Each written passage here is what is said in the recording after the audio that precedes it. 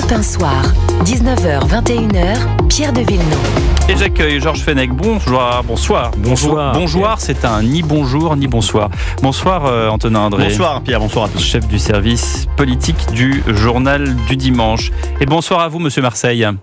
Bonsoir. Sénateur des Hauts-de-Seine, président de l'UDI. Comment est-ce que vous suivez, j'imagine avec beaucoup d'intérêt, cette élection au perchoir, comme on l'appelle, la présidence de l'Assemblée nationale, avec un André Chassaigne qui était arrivé en tête au premier tour. Voici maintenant Madame Braun-Pivet qui a bénéficié du report de voix de Madame Mouchou et du candidat LR, Monsieur Juvin, pour obtenir désormais 210 voix face à 202. Il y a 8 voix qui les séparent. Yael Braun-Pivet et André Chassaigne. Sébastien Chenu, 143 voix et 12 voix pour Monsieur de Courson qui a décidé d'abandonner la course à ce troisième tour. Comment est-ce que vous regardez tout cela, Hervé Marseille ? Écoutez, ce qui se passe ce soir, c'est très important parce que je pense que c'est quelque chose qui va conditionner l'avenir et qui va donner une indication au président de la République pour choisir un gouvernement. Dès le 7 juillet au soir, M. Mélenchon avait annoncé péremptoirement que le Front populaire était majoritaire dans ce pays, ce que je ne crois pas. C'est une lecture des résultats qui lui est propre. Mais enfin, s'il y avait un membre du Front populaire à la tête de l'Assemblée nationale, ça tendrait quand même à lui donner raison. Parce que, optiquement, si je puis dire, l'Assemblée est présidée par un communiste membre du Front populaire, c'est une mauvaise indication. Donc, les résultats donnent un léger avantage à Yael Braun-Pivet. J'espère qu'elle va être élue, parce que là, il y a un choix très clair.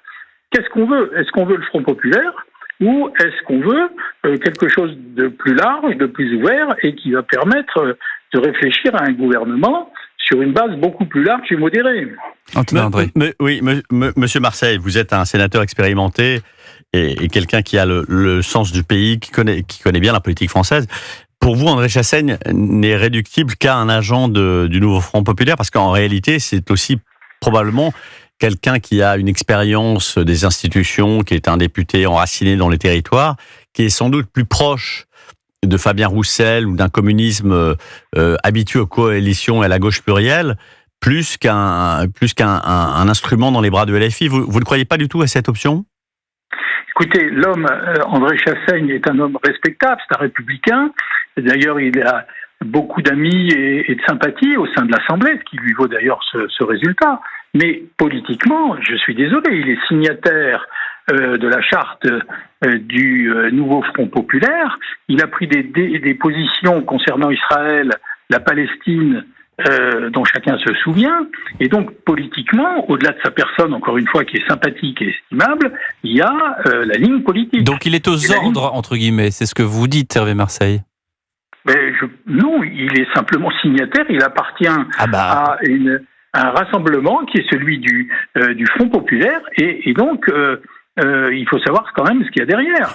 L'homme qui agite en coulisses LFI, qui fait partie du nouveau Front populaire, tout le monde le sait, c'est Jean-Luc Mélenchon. Alors je répète ma question, est-ce qu'il est aux ordres de Jean-Luc Mélenchon, même si ça ne se voit pas pour le grand public ?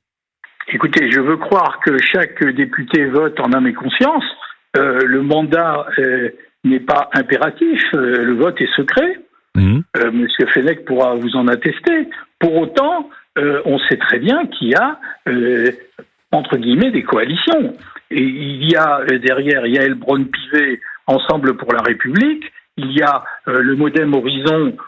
Aujourd'hui, les LR se sont associés, enfin les LR de monsieur Wauquiez, et puis un certain nombre de centristes, de mes amis, qui sont dans le groupe Lyotte. Donc, on sait très bien que maintenant, à partir du moment où le Rassemblement national a maintenu sa candidature pour qu'il n'y ait pas d'équivoque, eh bien, à partir de là, il y a un choix clair entre deux candidatures. C'est celle de Yael Braun-Pivet, qui est une candidature qui rassemble ce qu'on va appeler l'arc républicain et les modérés, et puis, de l'autre côté, celle du nouveau Front populaire. C'est ainsi qu'il est présenté, M. Chassaigne. Georges Fenech. Derrière ça... Oui, alors je partage en tout point l'analyse que vient de faire Monsieur le sénateur Marseille. C'est un moment incroyablement important qui va déterminer effectivement l'Assemblée nationale, où se trouve une majorité. Et il y a un suspense incroyable, parce que finalement, les arbitres vont être les 12 voix qui restent de Lyotte, puisque 2 se sont déjà manifestement reportées sur Monsieur Chassaigne. Il y a encore ces 12 voix qui sont dans la nature et qui peuvent faire totalement la bascule. Madame Yaël Braun-Pivet a 210 voix, donc si elle récupère les 12 voix, elle gagne. Mais si ces 12 voix se reportent, même une partie sur Chassaigne, c'est Chassaigne qui gagne et qui l'emporte.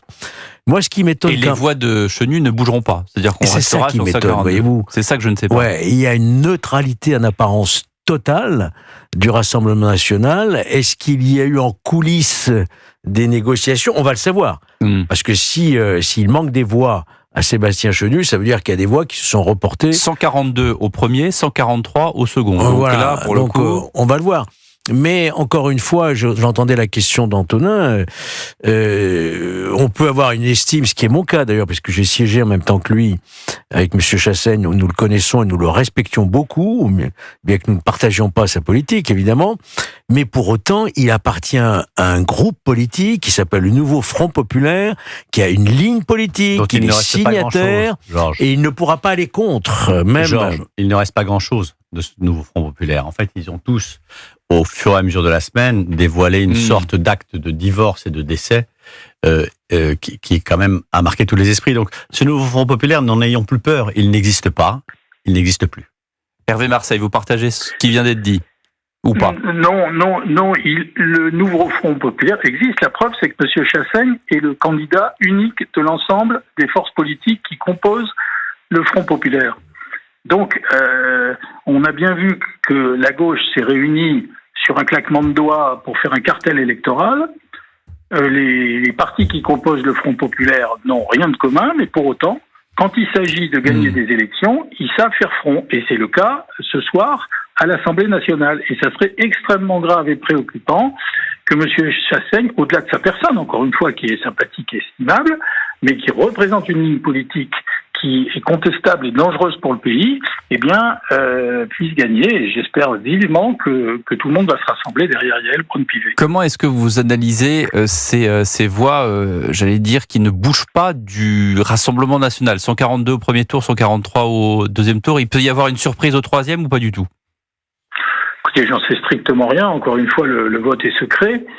Pour autant, on a tellement diabolisé les votes du Rassemblement national que le moindre élu qui bénéficie ou qui est supposé bénéficier des voix du Rassemblement national est immédiatement mis à l'index et montré du doigt.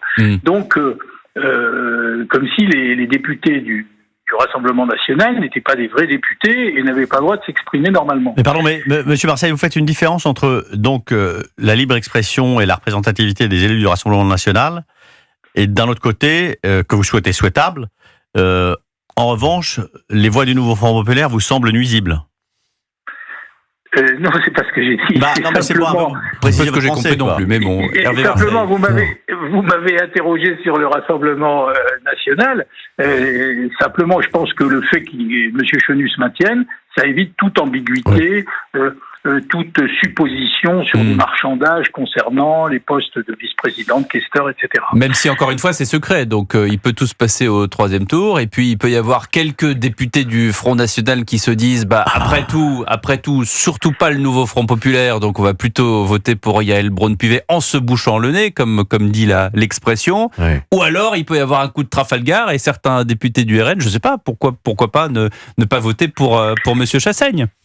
Hervé Marseille. J'en doute, parce que dans les groupes politiques, il y a ce qu'on appelle la discipline de groupe, c'est-à-dire qu'on se met d'accord sur un choix politique. Après, le fait que le vote soit secret, certains députés peuvent s'écarter de cette discipline de vote. Bon, mais je doute que dans un parti qui est hiérarchisé comme le Rassemblement national, on va dire verticalisé, il y ait beaucoup de voix qui s'échappent. Mais enfin, on verra on verra. C'est le suspense. Merci Hervé Marseille d'avoir été avec nous sur Europe 1 à 19h28. Le rappel de l'actualité, et on balaye l'actualité politique avec Georges Fenech et Antonin André, avec bien sûr ce suspense toujours pour ce troisième tour, dont les résultats devraient être connus, nous disait Alexandre Chauveau, entre 20h et 20h30. À tout de suite sur Europe 1. Europe 1 Soir, 19h, 21h, Pierre de Villeneuve. Nous sommes toujours avec Georges Fenech et Antonin André pour commenter l'actualité. Troisième tour, résultat de ce vote attendu entre 20h et 20h30. Alexandre Chauveau nous appelle dès qu'il y a du nouveau. On parlait dans le flash d'information à l'instant de Monsieur Termet, qui est le Benjamin de l'Assemblée dans les Ardennes. Il est de la 10e circonscription des Ardennes et il est, député RN, et certains députés de gauche n'ont pas voulu lui serrer la main. C'est le cas également de la ministre Agnès Pannier-Runacher. Et dans tous ces élus de gauche qui n'ont pas voulu lui serrer la main, il y a eu Monsieur Delogu, qui lui a d'ailleurs dit des mots, et Gaspard de Vaubucourt est allé interviewer Monsieur Termet, et pour en savoir plus. Avec un air très menaçant, une certaine violence dans les yeux qui se percevait et qui se percevait même à l'image. Il m'a lancé t'es un fada ou quoi, t'es un grand fou toi. Voilà. Il m'a dit ça sur un ton particulièrement violent. Vous savez, moi, il m'en faut un peu plus pour m'intimider. Ça va pas m'empêcher de dormir ce soir. Mais c'est vraiment discourtois. C'est pas à la hauteur de la fonction. Et je pense que Monsieur Delogu se rend un peu indigne de ce mandat. Flavien Termet, Benjamin de l'Assemblée. Georges Fenech, il y a une tenue quand même à l'Assemblée, non, à respecter. Oui, vous savez, en politique, il y a ceux qui considèrent qu'en face c'est un adversaire à battre, et puis vous savez, ceux qui considèrent que ce sont des ennemis à abattre. Voilà. Vous avez des degrés dans l'appréciation de ce que doit être le débat contradictoire. Il y a ceux qui prônent la violence, on se souvient, le pied sur le ballon, et d'autres scènes de ce type, et puis ceux qui combattent dans le respect des personnes, dans le respect de ce qu'ils représentent, parce qu'un député, c'est un élu pas uniquement d'une circonscription, comme vous le savez, c'est un élu de la nation. Il représente, quand il vote la loi, tous les Français.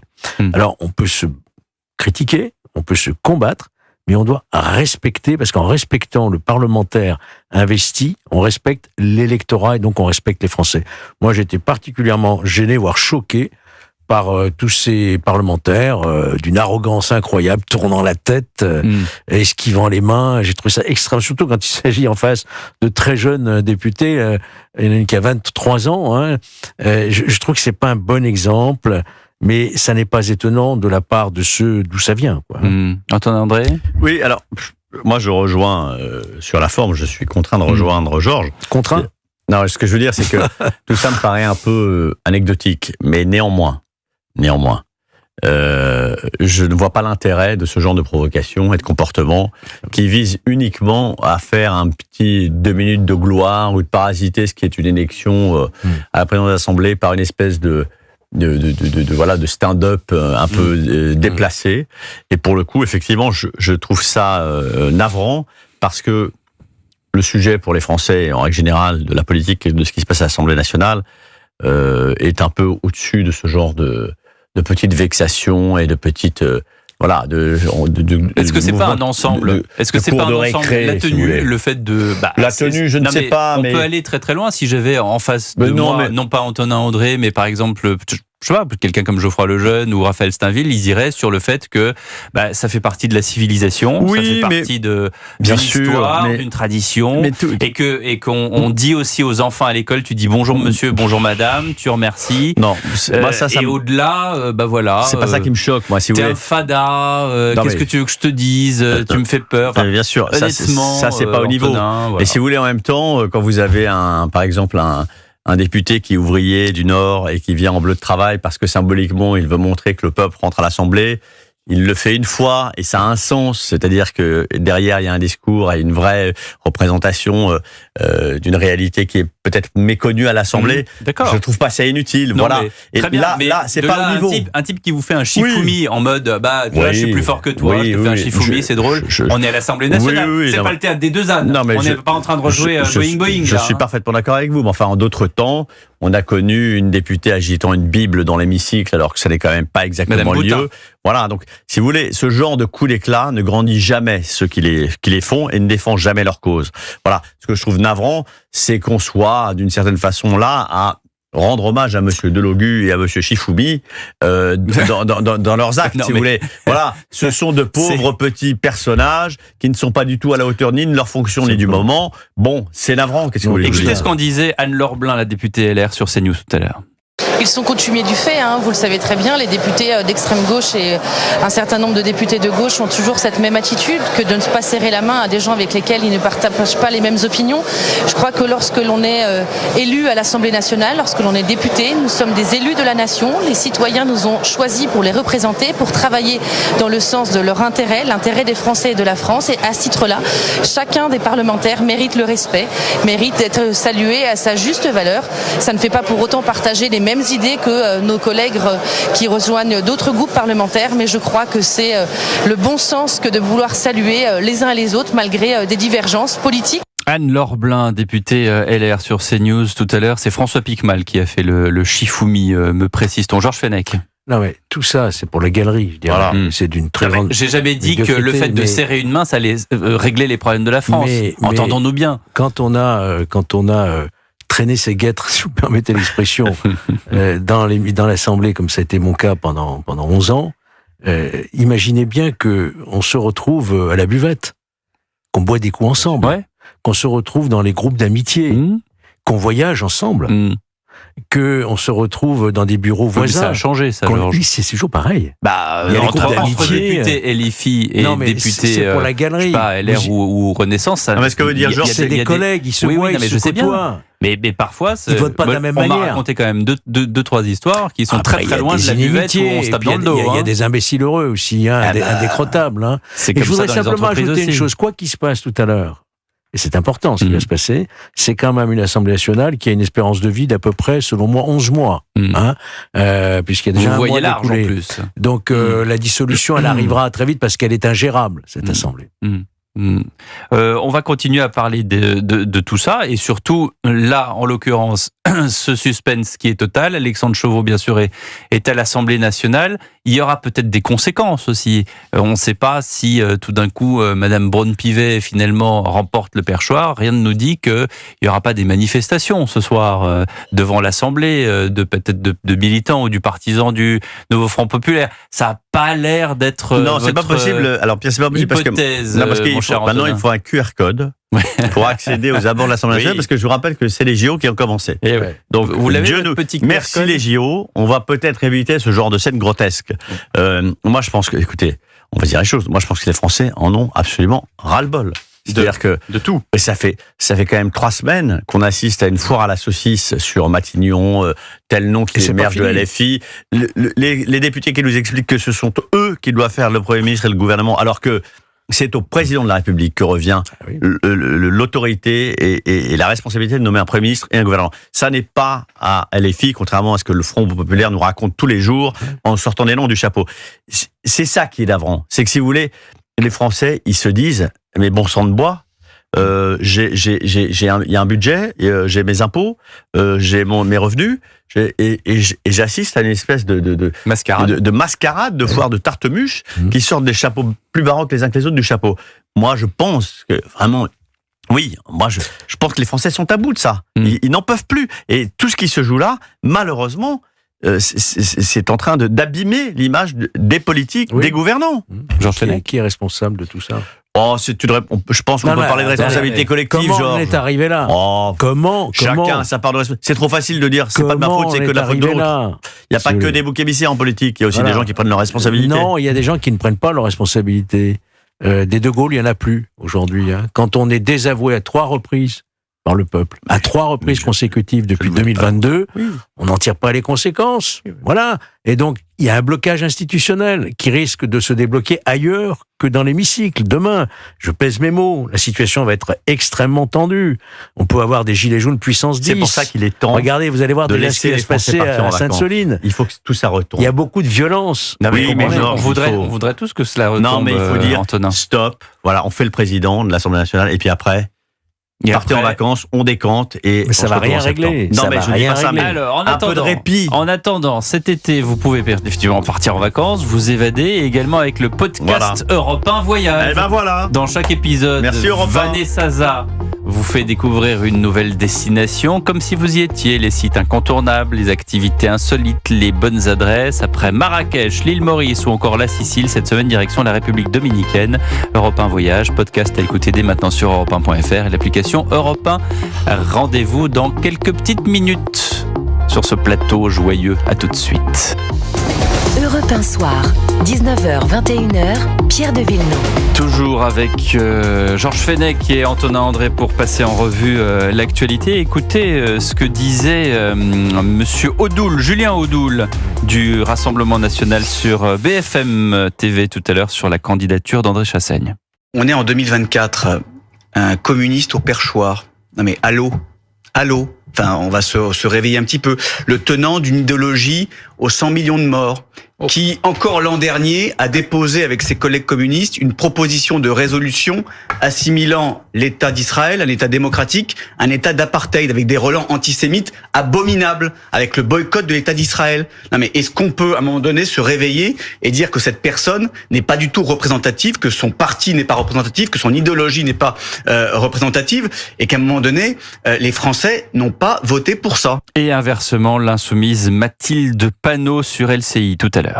Nous ne voulons pas donner des postes à responsabilité qui visent à légitimer l'extrême droite dans notre assemblée et dans notre hémicycle.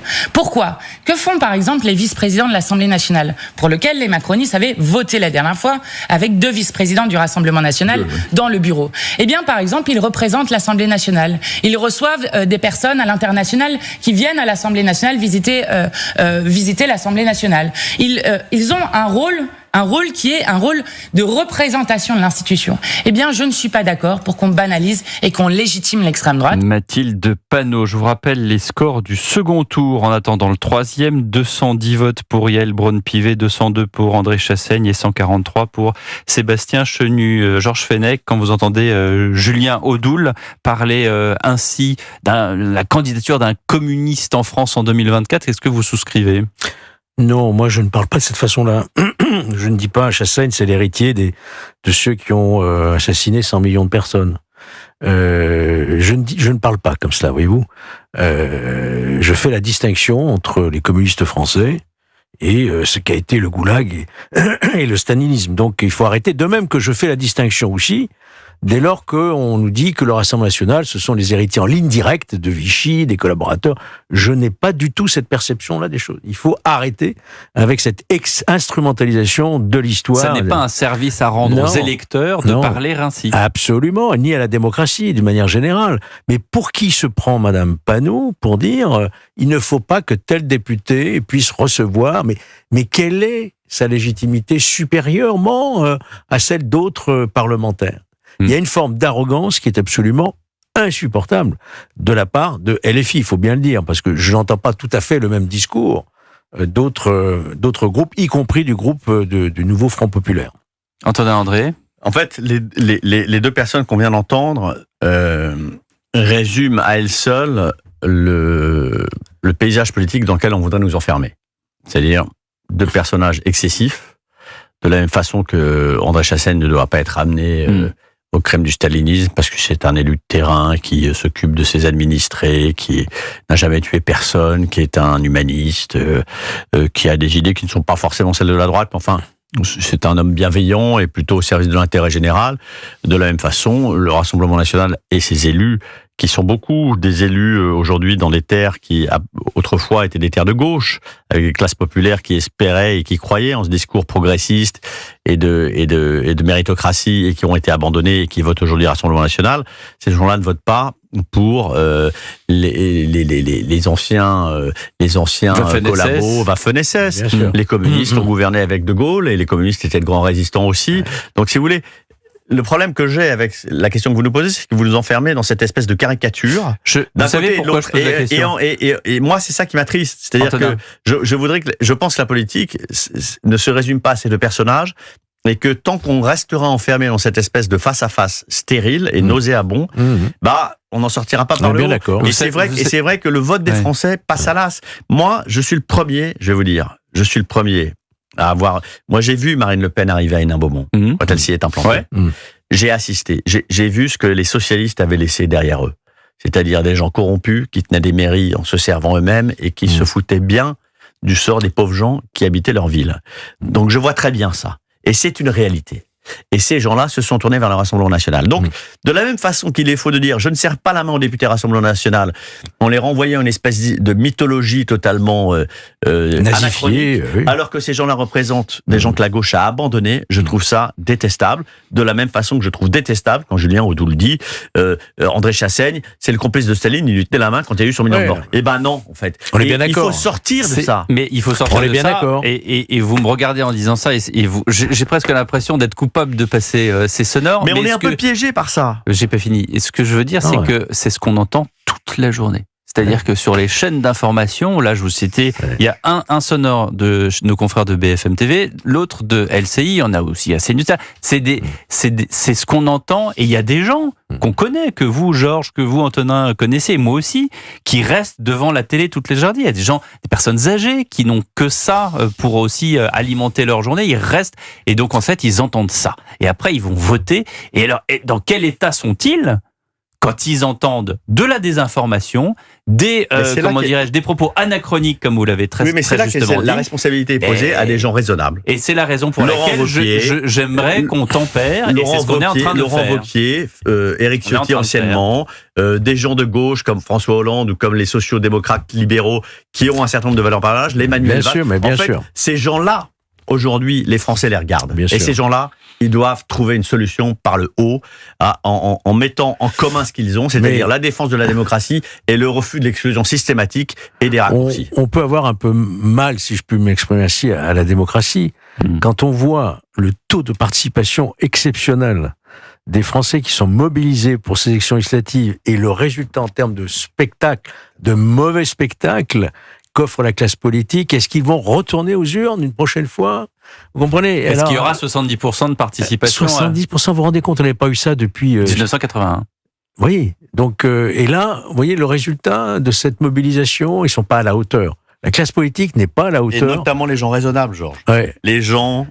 bien sûr qu'ils ne sont pas dans la caricature ou dans l'extrême ou dans la radicalité. Les gens qui sont du centre-droit au centre-gauche. Ça peut Manuel Valls et Laurent Wauquiez, pardonnez-moi. Ça peut travailler ensemble. Ils ont plus de choses en commun que de choses en différence.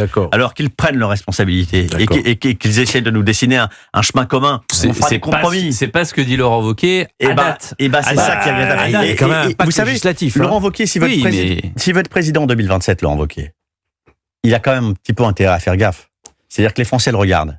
Si jamais il dit je refuse de prendre la responsabilité maintenant et je préfère laisser le pays dans le marasme entre LFI et RN et je vais arriver en 2027 en disant à tout le monde non mais c'est pas son état d'esprit. Votez pour moi. C'est pas son état d'esprit, ni sa volonté. Et j'espère. Il a déjà mis sur la table un pacte législatif. On sait qu'il y a des discussions actuellement. Il y a un vrai travail qui est fait auprès des LR et auprès des macronistes et d'ensemble. Il y a un vrai travail pour trouver ce chemin de crête, mais il existe pour empêcher que le pire ne se produise et qu'on ait une véritable politique gouvernementale. Moi, j'en peux plus de Sandrine Rousseau. Je voudrais qu'elle parte en vacances. Pourquoi Sandrine Rousseau spécialement? Parce qu'elle est l'emblème de cette espèce de dérive absolue de la politique qui est la petite phrase permanente. Chaque jour, on invente un nouveau nom, une nouvelle anecdote, tout en sachant que ça ne marchera pas, en agitant un faux espoir devant les gens, en leur disant on vous vole votre victoire. Je n'en peux plus. C'est la politique du tweet. Voilà. Et donc, mais il est temps que les vrais politiques, ceux qui ont une colonne vertébrale, qui ont le sens de l'intérêt général et le sens du pays, qui comptent en commun Laurent Wauquiez, Manuel Valls, Emmanuel Macron et ces gens-là, maintenant, franchement, c'est trop. Après, ce sera trop tard. Après, ce sera trop tard. Alors, Alexandre Chauveau est allé à l'Assemblée nationale. Il va nous appeler, je pense, dans le journal de 20h pour nous donner les dernières informations. Il y en a un qui était sur ce plateau, en tout cas en direct tout à l'heure dans l'émission de ce matin. C'était Laurent Jacobelli. Laurent Jacobelli qui parlait justement des députés LFI et de leur comportement, mais pas de la même manière que Julien Audoul. On écoute Laurent Jacobelli. Quand vous avez Renaissance qui a laissé passer des députés LFI, parmi certains sont complètement dingues, il faut quand même le dire, ce sont quand même des cas, des gens violents, des gens antisémites, des gens homophobes. Quand on en est là, évidemment, c'est compliqué de trouver un accord après parce que ils ont joué avec le feu. Maintenant, il y a 3 tours. Le premier tour et le deuxième tour, c'est la majorité absolue et c'est peu probable. Et puis ensuite, c'est la majorité relative. Donc, il y a donc encore de l'espace pour que certains candidats se retirent. Et vous avez raison, Sébastien Chenu aurait été le candidat idéal. Il l'a montré quand il était vice-président. Maintenant, ce qu'il faut, c'est un candidat qui ne soit pas du NFP et qui respecte les grands équilibres politiques. Et nous choisirons, on va dire, le moins mauvais candidat possible. Voilà, le moins mauvais candidat possible. Ils choisiront pas. Ils choisiront pas puisqu'ils se maintiennent. Ils se maintiennent, mais qui vous dit, comme c'est à bulletin secret, ce qu'on disait tout à l'heure? On va le voir. Et c'est ça. Sur les 143, vous n'êtes pas à l'abri qu'il y en ait 10 ou 20 qui se disent. C'est très habile. C'est très habile et très sage comme parole. C'est-à-dire que le Rassemblement national joue parfaitement sa partition. Qui est justement exactement l'exact opposé des chifoumistes, si j'ose dire. C'est-à-dire que... Mais quoi? Non, je veux dire des gens qui ne servent pas la main au Rassemblement national. Lui dit, eh bien, quasiment, il vous annonce le compromis. Il vous dit, on choisira le moins pire. Le moins mauvais. Si vous voulez, c'est là où il y a quand même quelque chose qui s'écrit en ce moment. C'est-à-dire que le piège de l'agite propre à l'Assemblée nationale, de gens qui, comme Delogu, pensent que avec leurs propos de voyous, ils vont faire peur aux gens et que c'est ça qui va apporter l'adhésion des Français, ils se trompent. Et Jacobelli l'a très très bien compris. Le Rassemblement national ne va pas jouer. Mais ça le bout de feu. Ça veut aussi dire que on parle pas d'une seule voix dans les partis. Alors peut-être un peu plus au RN que dans d'autres partis. Il y a une discipline. Mais le RN, je pense, a une vision stratégique et nuancée des choses. Mais ils ont une vision nuancée et stratégique des choses, parce que c'est aussi un parti qui est tenu et que Marine Le Pen ne va pas faire n'importe quoi avec les députés qu'elle a à l'Assemblée nationale. Il n'est pas question non plus de faire n'importe quoi. Là où vous voyez au nouveau Front populaire une espèce de spectacle. On est en roue libre. C'est affligeant. Ça n'est pas tenu, comme on dit. Sur les candidats, Jordan Bardella lui-même a fait son autocritique sur le profil des candidats que le Rassemblement national a présenté, qui n'étaient pas toujours non plus des paragons de vertu. Donc, mais en tout cas, si Yael Braun-Pivet, comme ça se présente, apparemment, sera réélu, on va le savoir très vite, les Français vont quand même se dire tout ça pour ça, parce que finalement, ça change pas. C'est vrai. C'est ça, la réaction des électeurs. Le signal envoyé, c'est que ça ne change pas. Le signal, il va être compliqué à expliquer. Moi, je vais vous dire, il aurait mieux valu que, en fait, le mouvement extrêmement fort qui aurait été, c'était que Renaissance, la majorité présidentielle, se mette d'accord avec LR et que Juvin soit président de l'Assemblée ou Genevard. Et là, vous envoyez un signal. Vous dites une majorité est possible. Mais il y a encore des batailles de boutiques. Il y a des batailles de boutiques. C'est dommage. Et vous avez raison. Les électeurs n'en peuvent plus. La réélection d'Yael Braun-Pivet ne renvoie pas le message. Mais ce que vous dites, ce sera peut-être possible au niveau de Matignon. On verra.